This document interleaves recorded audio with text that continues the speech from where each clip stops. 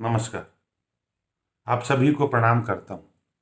राजस्थान के सभी प्रबुद्ध नागरिकों को, समाचार पत्रों के संपादकों को, सभी नेताओं को और सभी सक्रिय लोगों को और सभी बुद्धिजीवियों को प्रणाम करता हूँ। मैं एक प्राइवेट स्कूल संचालक हूँ साहब। एक प्राइवेट स्कूल का संचालन करता हूँ। रोज अखबारों में गाली सुनता हूँ साहब, मैं बहुत बड़ा गुनाह कर रहा हूँ। मैं शराब नहीं बेचता, फिर भी गाली सुनता हूँ। प्राइवेट स्कूल वाले लूट रहे हैं, लूट रहे हैं, लूट रहे हैं। इनकी फीस माफ करो 3 महीने की। साहब मैं इतना सा कहना चाहूंगा, हो सकता है कुछ प्राइवेट स्कूल वाले हों, कुछ जिनकी फीस 50-60 हज़ार से ऊपर हो, जिनमें हो सकता है साहब आपके बच्चे पढ़ते हो, एमएलए साहब के पढ़ते हो, मंत्री जी के पढ़ते हो, कलेक्टर साहब के, आईएएस अफसरों के, नेताओं के, जजों के, समाचार पत्र के संपादकों के, पत्रकारों के। हो सकता है साहब वहां लूट रहे हो, तो साहब उनका नाम छापो ना, उन लूटने वालों का नाम तो छापो, पर सबको तो मत बदनाम करो साहब। मैं थोड़ी सी आपको बता देना चाहता हूं साहब, हम कौन है। हम एक बीएड किए हुए लोग हैं जो सरकार से नौकरी मांगने गए थे। सरकार के पास नौकरी नहीं थी साहब, तो हमने सोचा शिक्षा का काम कर लें।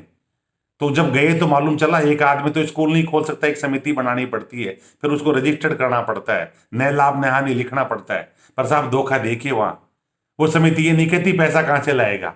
फिर हम साहब इधर उधर से कर्जा करते हैं, उधार करते हैं। कानून में तो कोई सुविधा ही नहीं है साहब। उद्योग को, व्यापार को, दारू की दुकान खोलने वाले को लोन मिलने की सुविधा है, पर साहब हम स्कूल वालों को कोई सुविधा नहीं है। हम खुद ही जमीन लेते हैं साहब, ये जमीन भी हम ही खरीदते हैं, या फिर अपने घर में स्कूल खोल लेते हैं नीचे और 2 कमरे में ऊपर रह लेते हैं। कानून में तो कोई प्रावधान नहीं था। हम बिजली का कॉमर्शियल बिल देते हैं, हाउस टैक्स देते हैं साहब, फिर जमीन का हमें कन्वर्जन कराना पड़ता है साहब, फिर 10 से 12 लाख रुपए दे के मान्यता लेते हैं साहब। अब कहां से लेंगे साहब, ये खर्चा कहीं से तो निकलेगा ही ना। सरकार हमसे शर्तें भरवा लेती है साहब, टीचर को तनख्वाह नहीं दे तो कार्रवाई करे, बच्चे को पढ़ाए, बच्चा फीस नहीं दे तो उसका नाम नहीं काट सकते साहब, उसकी टीसी नहीं रोक सकते, उसकी मार्कशीट नहीं रोक सकते। वो बोर्ड से जाके डुप्लीकेट मार्कशीट ले आता है। और मजे की बात लो साहब, अगर बोर्ड में हम 500 रुपये फीस जमा नहीं करें तो बोर्ड एग्जाम नहीं लेता। सरकार की मान्यता की फीस हम 1 घंटा लेट दे दें तो डबल लगती है साहब, और हमें फीस अगर 12 महीने के 12 साल नहीं मिले तो कोई इलाज नहीं है साहब। इतने करके घर घर चलाते हैं साहब।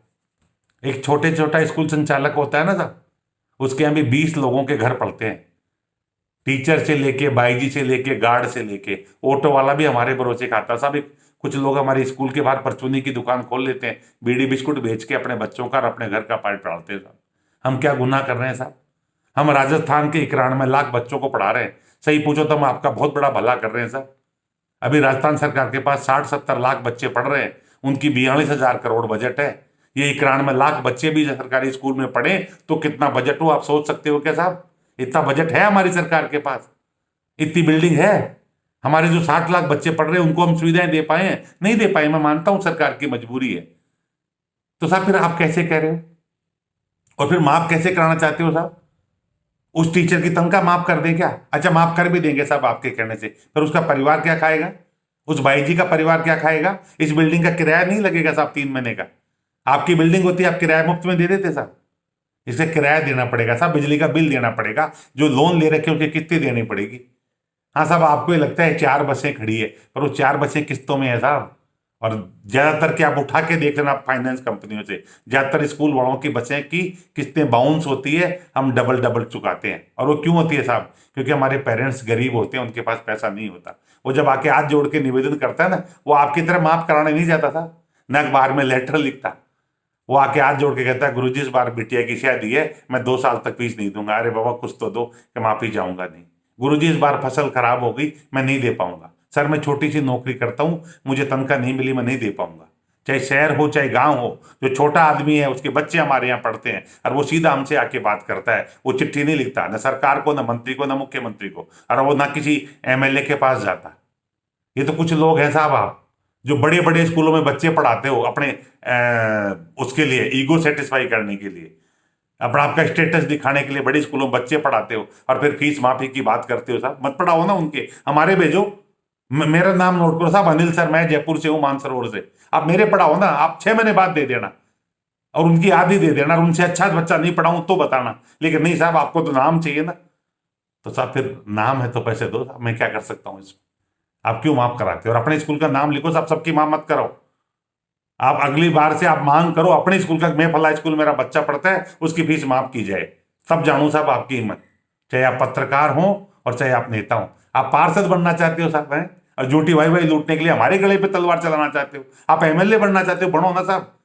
हमारे गले पे तलवार चला के क्यों बनना चाहते हो? हमारे बच्चों का पेट क्यों काटना चाहते हो आप ये तो सोचो। हमारे भी परिवार है, हम भी कर्जा चुकाना है। आइंदा से हाथ जोड़ के निवेदन करूं साहब, कभी फीस माफी की बात करो तो अपने स्कूल का नाम लेके उसकी माफ करो। और पत्रकार महोदय से आपसे निवेदन करूंगा, पत्रिका से विशेष रूप से, आप खूब छापते हो साहब, लूटने लग गए, अब लूटने के दिन आ गए। अरे साहब, अखबार, कोरोना में अखबार आया था, रोज आप लिख रहे थे इनको पैसा दो, इनको पैसा दो, इनको पैसा दो, एक सेवा की खबर है साहब, सभी कर रहे हैं। हम ऑनलाइन एजुकेशन दे रहे हैं, हम भी तो कोरोना योद्धा है साहब। हम घर में बैठे हैं तो हम भी कोरोना योद्धा है साहब। हम सब सड़कों पे आ जाए तो आपके कोरोना योद्धा संभाल लें क्या? नहीं, हम आपका कहना मान के घर में बैठे हैं, हम भी कोरोना योद्धा है। हम आपका अखबार पढ़ रहे हैं, ये भी कोरोना योद्धा है। वरना कोरोना के डर से आपका अखबार बंद कर दें तो साहब आप पे क्या गुजरेगी सोचना कभी। आप एक दिन लेट नहीं कर सकते, आप उसका पैसा थोड़ी ला रहे हो। वो जो आपका होकर आता है उसके इतना पैसा है क्या साहब? नहीं, आपके अखबार का पैसा भी है, पर आपने तरीका, क्योंकि आप अखबार में लिख सकते हो।